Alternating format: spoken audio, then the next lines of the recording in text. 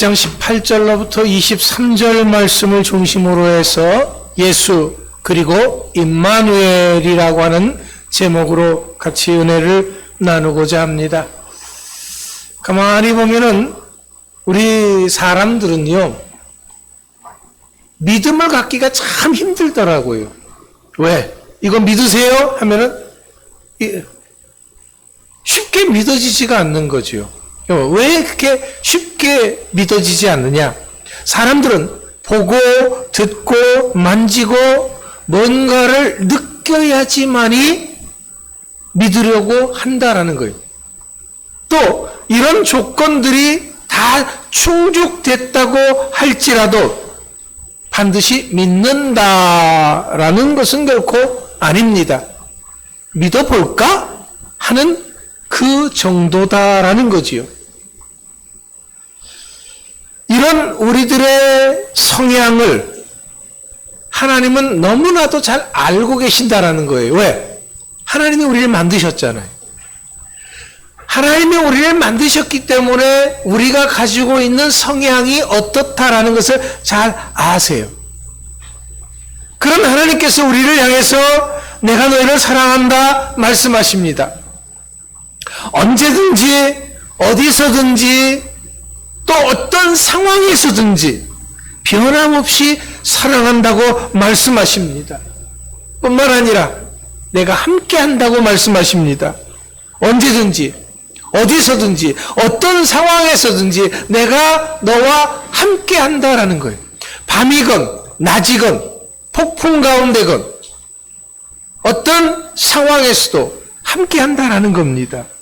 하지만 문제는 이런 하나님의 말씀을 우리가 아멘! 하고 믿느냐? 아니다라는 거예요. 믿지 않는다라는 거죠. 그래요? 하는 그 정도다라는 겁니다. 우리가 다 같이 믿음의 사람이라고 말씀은 하고 있습니다만은 얼마만큼 믿느냐라는 거죠. 진실한 믿음이라고 하는 것은 내가 믿는 그것에 생명을 걸 수 있어야 합니다. 그렇지 않으면 단순하게 아는 거지요. 지적 동의에 불과한 것입니다. 우리들은 하나님께서 우리에게 뭔가를 보여주실 때는, 느끼게 해주실 때는, 뭔가를 들려주셨을 때는 믿습니다 라고 이야기를 합니다. 하지만 그렇지 않으면 곧바로 의심합니다. 삶을 살아가면서 어떤 작은 어려움만 생겨도 우리를 향하신 하나님의 이런 약속의 말씀에 대해서 토를 달고 불만을 갖습니다. 하나님께서 사랑하신다 해놓고 이게 사랑하시는 거예요? 하나님께서 나와 함께 하신다 해놓고 이게 함께 하시는 거예요? 상황만 조금만 나빠지면 그렇게 우리는 불평하고 원망한다라는 거예요. 근데 문제는요, 이것으로 끝나는 것이 아니다라는 거예요. 하나님께 등을 돌리고 결국에는 배신하는 죄를 낳는다라는 겁니다. 그러면 하나님을 배신하면 어떻게 되는 건가요? 그거는 바로 우상을 섬긴다라는 것입니다. 왜냐면요, 우상이라고 하는 것은 만들어진 거잖아요. 그러니까 언제든지 볼 수 있습니다.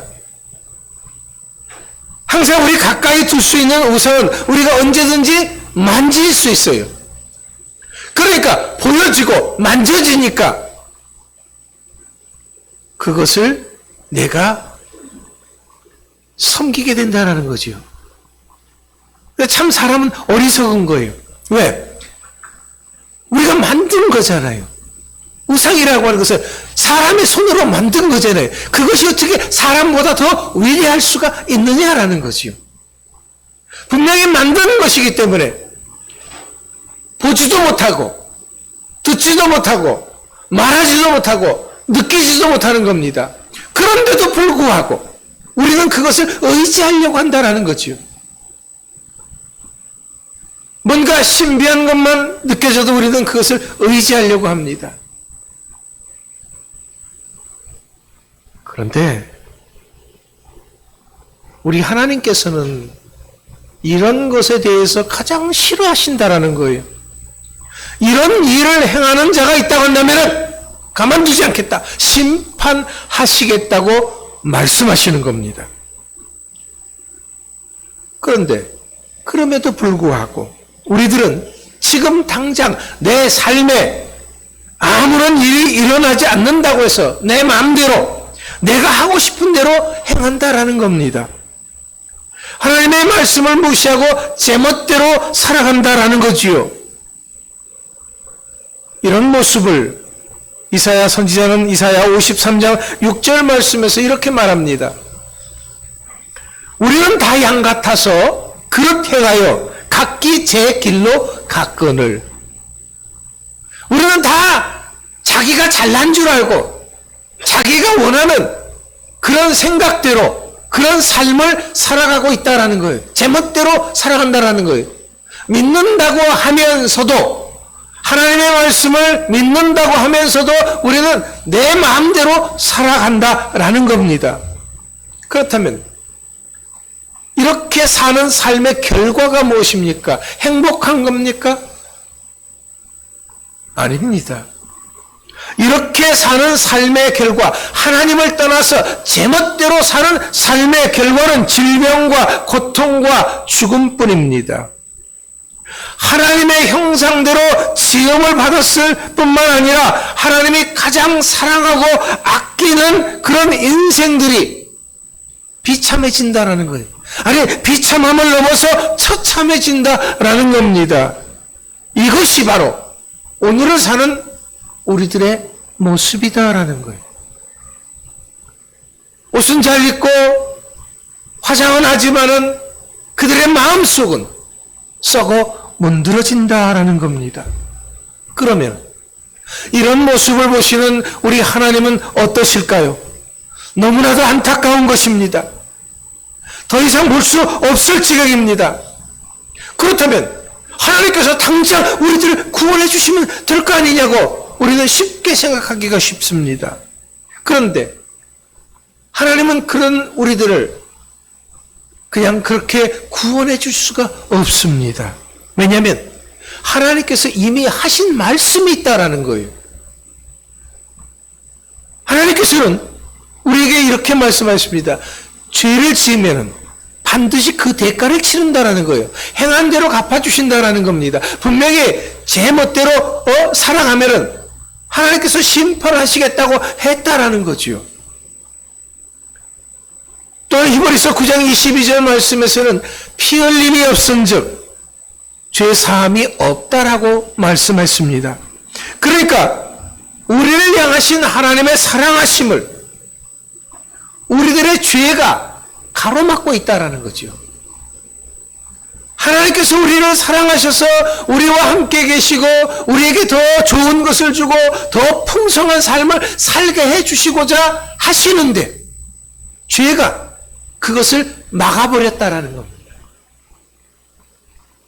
그래서 하나님께서는 우리들을 사랑하시는 그 하나님께서는 우리와 함께 하시고자 하시는 그 하나님께서는 이제 이런 우리들의 모습을 더 이상 두고 볼 수가 없어서 극단의 조치를 취하셨습니다. 그러실 수밖에 없으셨습니다. 그것이 바로 독생자를 이 땅에 내보내는 것입니다. 독생자를 통해서 우리의 모든 죄를 대신 지게 하는 것이었습니다. 그래서 하나님의 독생자가 십자가를 지고 피 흘려 죽을 수밖에 없었던 것입니다. 하나님의 아들이 친히 이렇게 하심으로 하나님 아버지와 함께 할 수 있는 길을 열어주신 것입니다.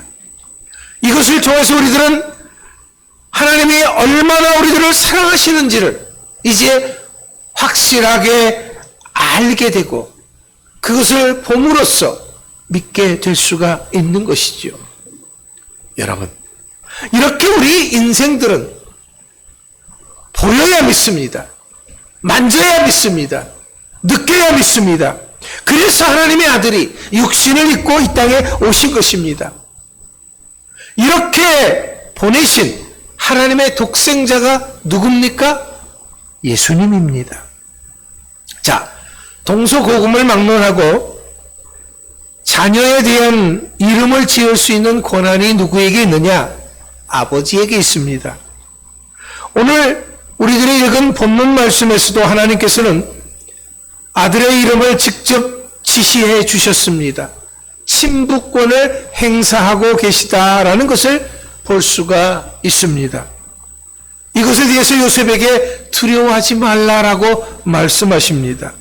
그렇다면 하나님께서 친히 지어주신 그 독생자의 이름 예수라고 하는 그 이름의 뜻이 무엇입니까? 그것은 여호와는 구원이시다라는 것입니다.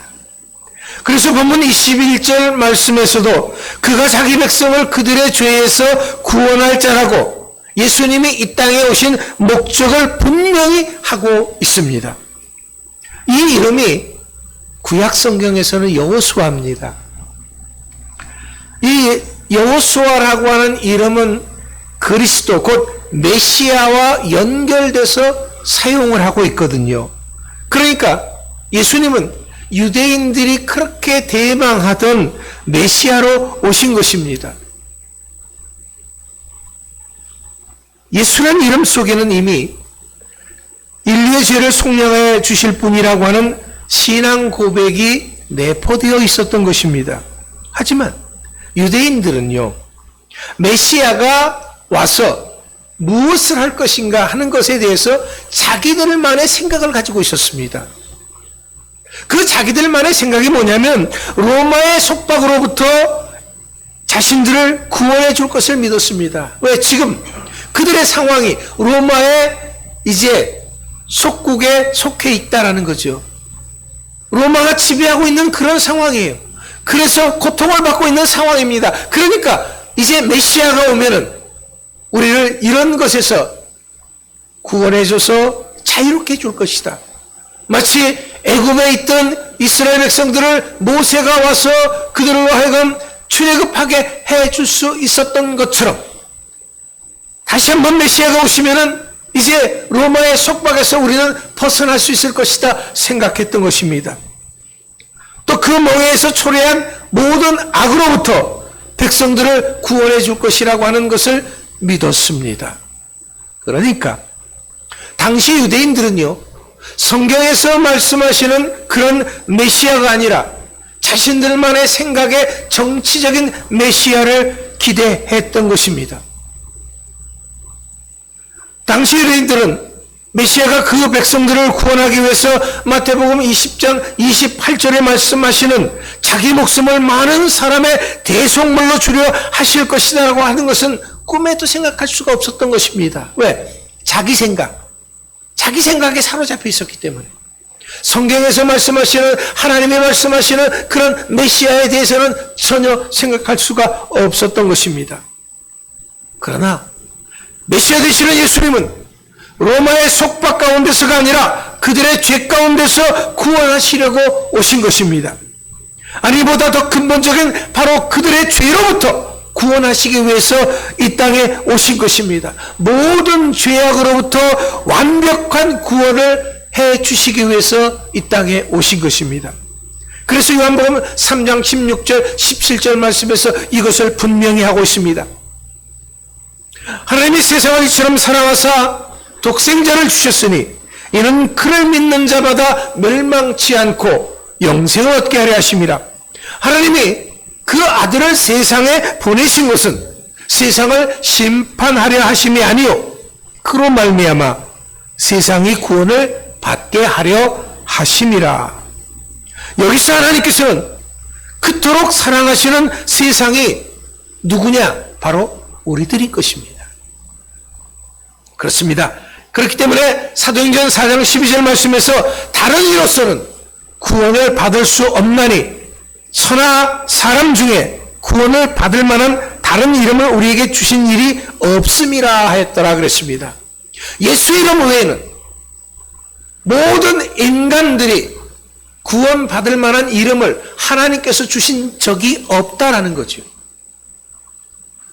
다른 그 어떤 신의 이름에 수많은 신들이 사람들이 수천, 수억이 섬긴다고 할지라도, 아니 인류의 모든 사람들이 90%가 99%가 그 신을 섬긴다고 할지라도 예수 이름 외에는 구원받을 만한 이름을 하나님께서 친히 준 적이 없다라고 말씀하셨습니다. 그래서 예수님께서 요한복음 14장 6절 말씀에서 내가 곧 길이요 진리요 생명이로 이니 나로 말미암지 않고는 아버지께로 올 자가 없느니라 하신 것입니다. 분명히 예수님은 죽을 수밖에 없는 우리들을 구원하기 위해서 인간의 육신을 입고 이 땅에 오신 것입니다. 그래서 기꺼이 십자가에서 죽으시고 부활하신 것입니다. 그런데도 사람들은 이것을 믿지 못합니다. 왜? 내가 만져봐야 믿지요. 내가 뭔가 느껴져야 믿지요. 요한복음 20장 27절 말씀에서 이렇게 믿음 없는 도마를 향해서 내 손가락을 이리 내밀어 내 손을 보고 내 손을 내밀어 내 옆구리에 넣어보라. 그리하여 믿음 없는 자가 되지 말고 믿는 자가 되라라고 말씀하셨습니다. 이것은 바로 오늘 우리들의 죄를 용서하시고 구원하시기 위해서 이 땅에 오신 예수님을 믿지 못하는 우리 모두를 위해서 주신 말씀인 줄 믿습니다. 도마와 같은 우리들, 봐야 되고 만져야 되고 느껴야만 믿을 수 있는 우리들을 향해서 그렇게 믿는 것이 아니라 이제는 주님의 말씀을 통해서 믿으라고 해주시는 것입니다. 사랑하는 성도 여러분, 이런 예수님의 또 다른 이름이 있습니다. 그것은 오늘 본문 23절 말씀에 있는 임마누엘입니다. 이것은 하나님이 우리와 함께 계시다라는 것입니다. 하나님께서 우리에게 처음부터 계속해서 하신 말씀이기도 합니다. 작은 어려움만 있어도 쉽게 불평하고 원망하는 그 백성들에게 하나님께서는 수시로 강조하신 말씀이 내가 너와 함께 한다라는 것입니다. 그러면 왜 이렇게 하나님께서는 우리와 함께 하신다는 것을 강조하고 계십니까? 전능하신 하나님, 나를 사랑하신 하나님께서 함께 하시니까 제발 좀 걱정하지 말고 염려하지 말라는 것입니다. 무엇을 먹을까, 무엇을 마실까 염려하지 말라는 것입니다. 우리가 할 것은 먼저 그 나라와 의를 구하는 그것이다라고 가르쳐주고 있는 것입니다. 보지 않고는 믿지 않는 자들에게, 만지지 않고는 믿지 못하는 그 사람들에게, 뭔가를 느끼지 않고는 믿지 못하는 자들에게 하나님께서 직접 이제 우리 가운데 오신 것입니다. 내가 너와 함께 한다는 것을 말로만 해서 안 믿으니까 직접 인간의 육신을 입고 이 땅에 오셨습니다. 예수님으로. 내가 너희를 이렇게 사랑하고 이렇게 함께하고 이렇게 너희들을 통해서 역사하기를 원하신다는 것을 보여주셨던 것입니다. 이것은 하나님께서 수많은 선지자들을 통해서 하신 말씀이기도 한 것입니다. 또한 예수님께서 십자가에서 죽으시고 부활하신 후 승천하시면서 제자들에게 마지막 약속하신 것이 무엇입니까? 마태복음 28장 20절 말씀에서 내가 너에게 분만 모든 것을 가르쳐 지키게 하라. 볼지어다 내가 세상 끝날까지 너희와 항상 함께 있으리라 그랬습니다.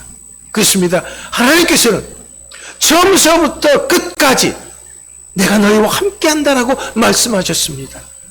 언제든지 어디서든지 어떤 상황에서든지 어떤 형편에서든지 사람들은 함께 할 수가 없습니다. 나를 사랑하는 내 부모라도, 나를 사랑하는 내 아내라도, 내 남편이라도, 내 자식이라도, 내 부모라도 함께 할 수가 없습니다. 그러나 우리 하나님은 우리와 함께 하시겠다 약속하고 있습니다. 그렇습니다. 이것이 바로 오늘 실망과 좌절 가운데서 힘을 잃고 있는 우리들에게 보여주시고자 하시는 성탄의 의미인 것입니다. 임마누엘은 외롭고 쓸쓸함에 절망하는 우리들에게 보여주시고자 하시는 하나님의 사랑인 것입니다. 그렇기 때문에 이제 나를 사랑하셔서 나를 구원하기 위해서 이 땅에 오신 예수 그리스도를 나의 구주로 영접하고 믿을 수 있는 여러분들 되시기 바랍니다. 이제 나를 사랑하셔서 나와 항상 함께 하시는 임마누엘의 하나님을 믿는 모두가 될 수 있기를, 이런 믿음으로 승리하는 복된 삶을 살아갈 수 있는 여러분 모두가 될 수 있기를 간절히 축원합니다. 기도하겠습니다.